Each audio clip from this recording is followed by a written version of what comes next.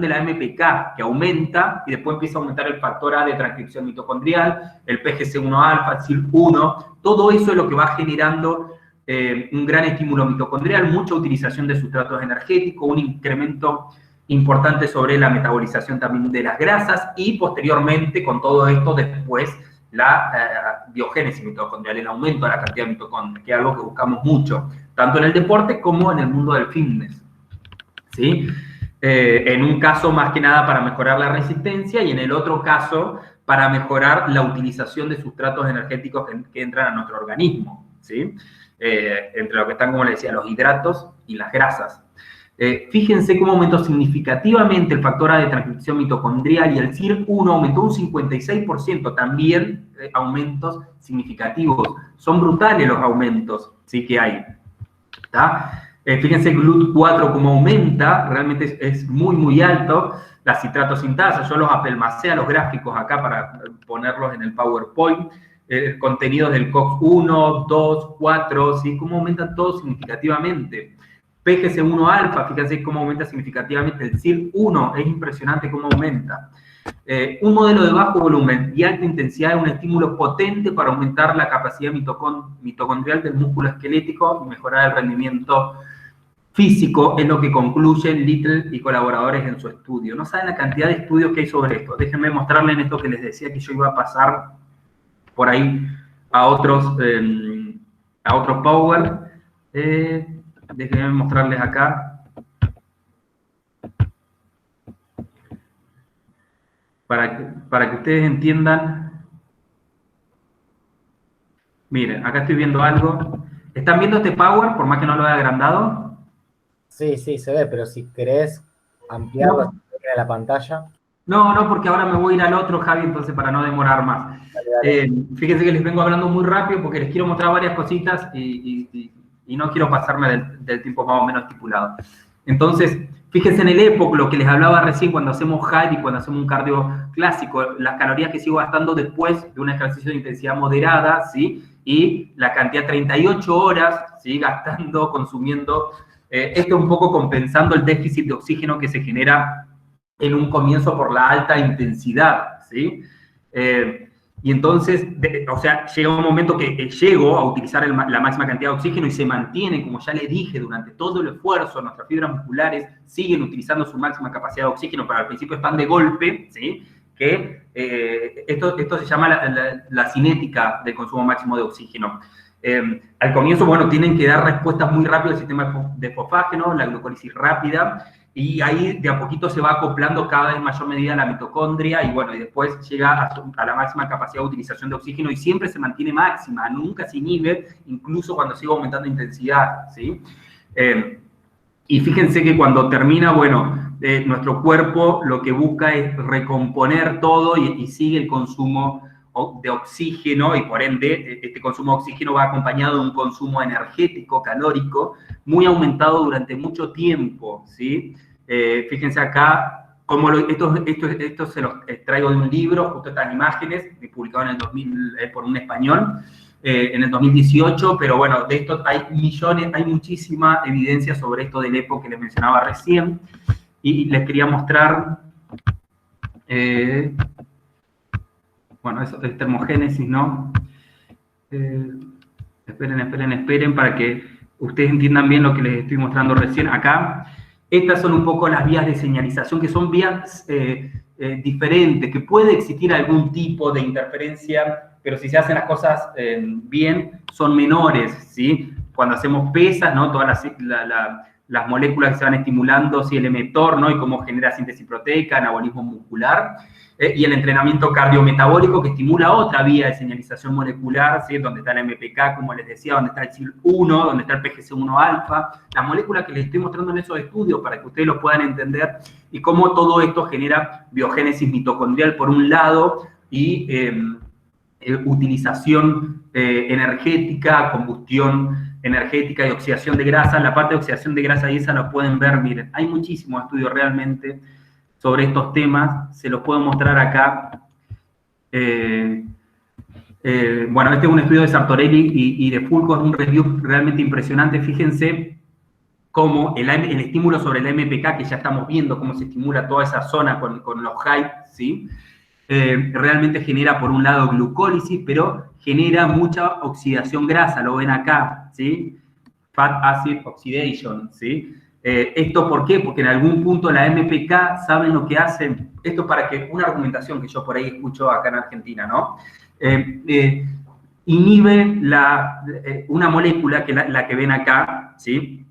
La acetil-CoA carboxilasa se llama, y esta molécula lo que hace es justamente carboxilar los acetil-CoA y generar malonin-CoA.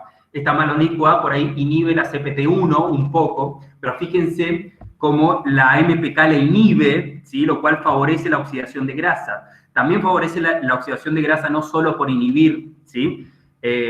Esta molécula, sino porque estimula otra molécula que se llama malonin-CoA descarboxilasa, que lo que hace es transformar a la malonin-CoA en acetil-CoA para que se siga combustionando. Al mismo tiempo estimula la MPK, la PGC1-alfa, que genera oxidación grasa aparte de biogénesis mitocondrial. Fíjense, es muy claro. ¿Yo por qué les muestro esto? Y para que por ahí no los confundan a ustedes, ¿sí? Por ahí, acá en Argentina está esta discusión del citrato, ¿no? Y es cierto que el citrato en algún punto puede interferir un poquito, inhibir un poquito la glucólisis para dar un poquito más de paso a los ácidos grasos que empiezan a llegar en la medida que se extiende los HAI. Eso los muestran algunos estudios, ¿sí? Por otro lado, también es cierto que el citrato muchas veces genera un estímulo sobre esta molécula que ven acá y producción de malonin-CoA.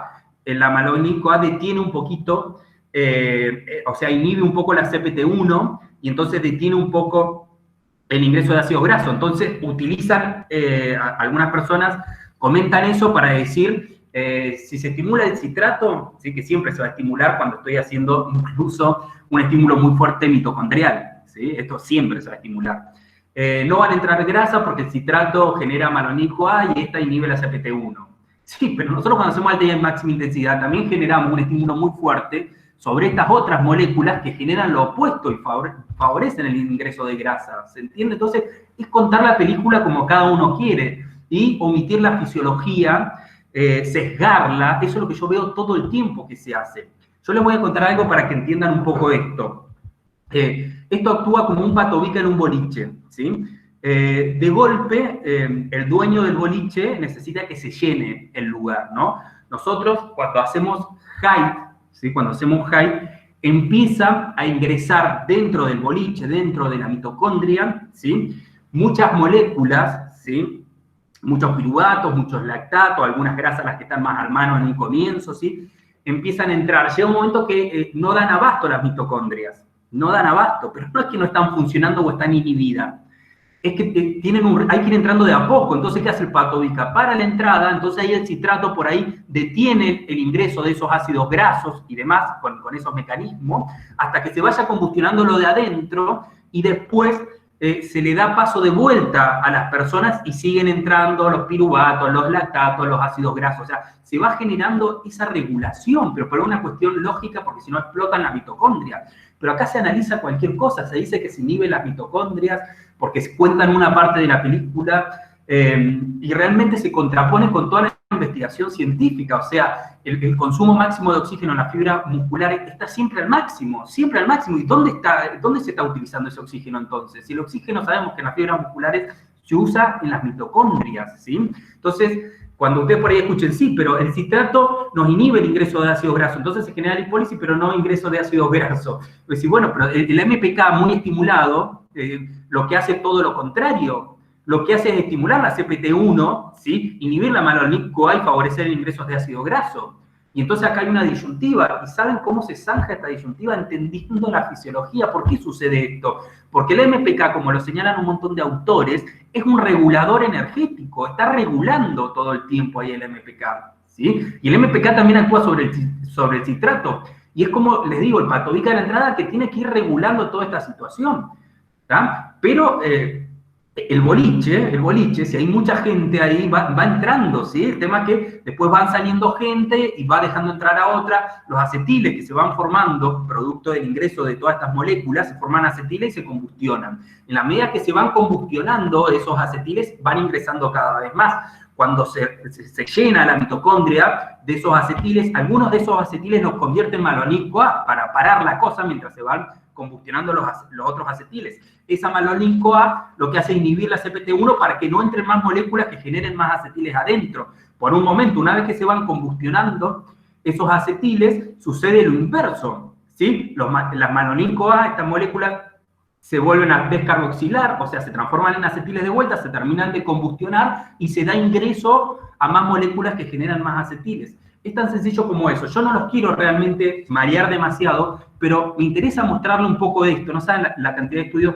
que hay de esto, para que ustedes vean cómo con estos estímulos intensos, ya lo estaban viendo con los estudios que les muestro recién, se estimulan un montón de moléculas que generan oxidación grasa, oxidación, ¿sí? No solamente lipólisis, que la lipólisis nosotros sabemos es el rompimiento de los triglicéridos que están en nuestros adipocitos, en nuestras células grasas. Después eso se traslada a través de los glóbulos rojos, las albúminas, a las fibras musculares, a las mitocondrias, y ahí se oxida, pero se oxidan porque todo esto no se genera lipólisis nomás, después esos ácidos grasos no pueden viajar y se vuelven a resterificar y a quedar ahí en los adipocitos. No, algunos sí se vuelven a resterificar, pero muchísimos se oxidan porque se produce mucha oxidación. Los HIGH lo que hace es poner a disposición muchas moléculas de grasa. Por eso las adaptaciones crónicas también es que después las personas ahorran más glucógeno cuando hacen cualquier ejercicio, cuando se han entrenado mucho con este tipo de esfuerzo, porque utilizan mucho más grasas. Acá hay lipólisis y hay oxidación de grasa. Y el problema es que acá en Argentina, para ponerse en una posición o en otra, cuentan la cosa a medias o no entienden la fisiología y cuentan lo que quieren contar. Y bueno, eso yo lo veo todo el tiempo, ¿sí? Y miren, yo les voy a mostrar de acá, estas son algunas diapositivas extras que yo les quería mostrar. Esto es un review de Astorinos y Schubert. Son personas que estudian muchísimo esto.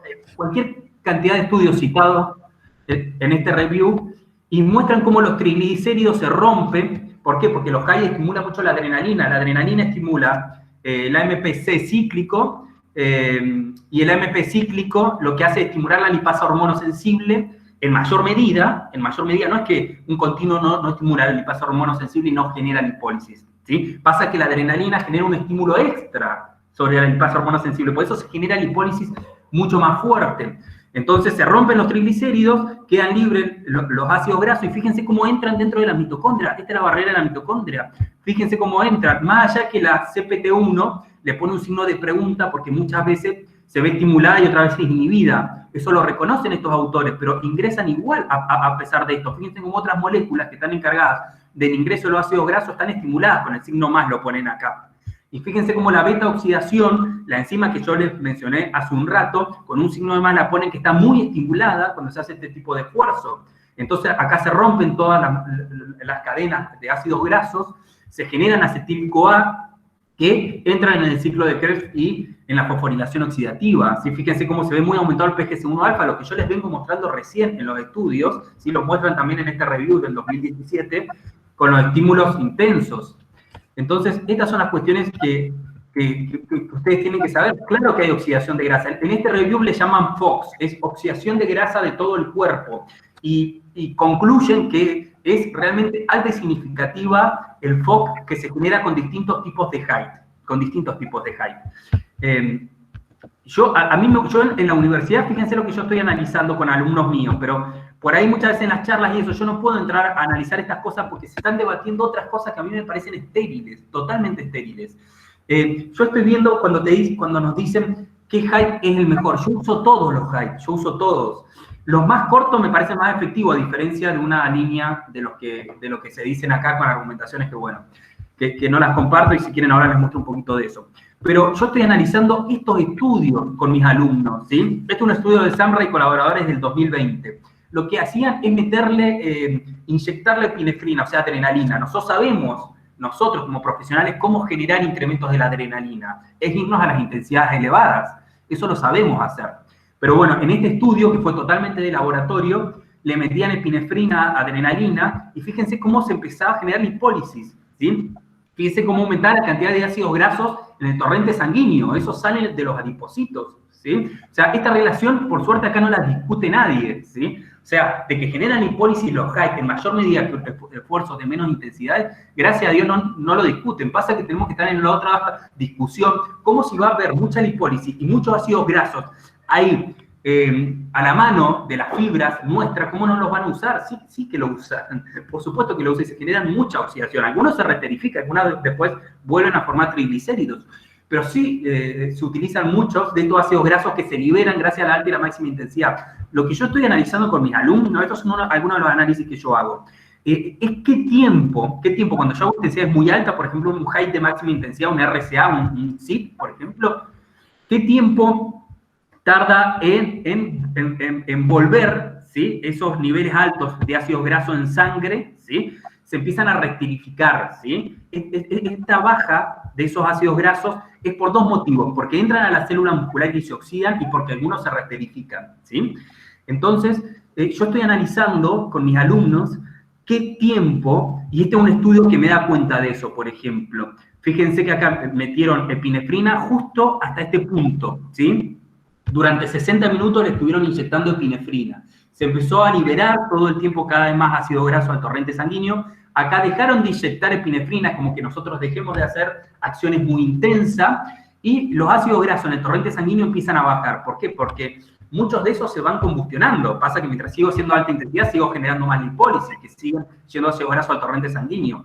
Muchos se empiezan a oxidar y algunos se reesterifican, porque es cierto que no entran toda la mitocondria. Ya les expliqué recién que tienen que ir entrando en función de la densidad mitocondrial que nosotros tenemos, ¿sí?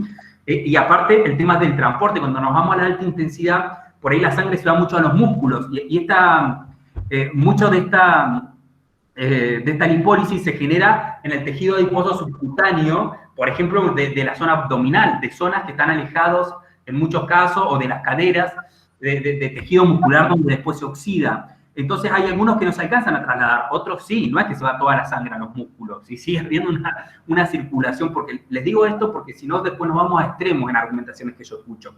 Sigue habiendo siempre una circulación sanguínea corporal, pero se va en gran medida a la masa muscular. Entonces hay algunos ácidos grasos que quedan liberados que no se terminan de transportar a ese tejido muscular, porque falta mayor circulación sanguínea y mayor cantidad de glóbulos rojos y de albúmina para transportar esos ácidos grasos. Entonces, cuando se para con el ejercicio intenso, ¿sí?